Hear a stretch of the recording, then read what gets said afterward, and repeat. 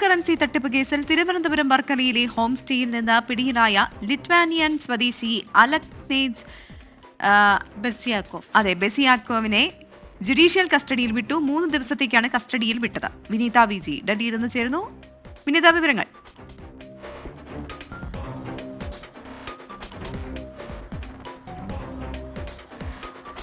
തീർച്ചയായും അല്പസമയം മുൻപാണ് കോടതിയുടെ നടപടിക്രമങ്ങളൊക്കെ തന്നെ പൂർത്തിയായിരിക്കുന്നത്. ഇയാളെ CBIക്ക് ഇനി കൈമാറും. അതിനുള്ള മറ്റ് നടപടിക്രമങ്ങളൊക്കെ തന്നെ പുരോഗമിക്കുകയാണ്. ഇപ്പോൾ 3 ദിവസത്തേക്ക് ജുഡീഷ്യൽ കസ്റ്റഡിയിലേക്കാണ് വിട്ടിരിക്കുന്നത്. ഈ അലക്സേജ് ബൊസിയാക്കോവിനെ ഇനി തീഹാർ ജയിലിലായിരിക്കും മാറ്റുക. ഒപ്പം ചൊവ്വാഴ്ച ഈ 3 ദിവസത്തിന് ശേഷം വീണ്ടും കോടതിയിൽ ഹാജരാക്കും. അവിടെ നിന്ന് CBI ഏറ്റുവാങ്ങും. ഒപ്പം മറ്റ് കേസിന്റെ നടപടിക്രമങ്ങളൊക്കെ തന്നെ മുന്നോട്ട് പോകുമെന്നാണ് അറിയുന്നത്.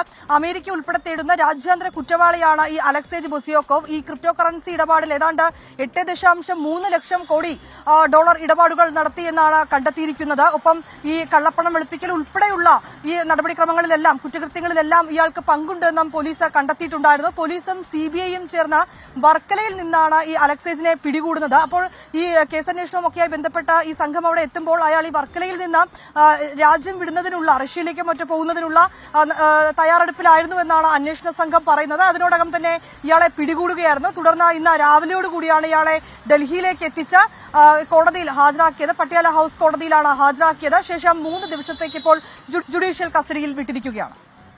ശരി, വിനീത വിജിയാണ് വിവരങ്ങൾ നൽകിയത്.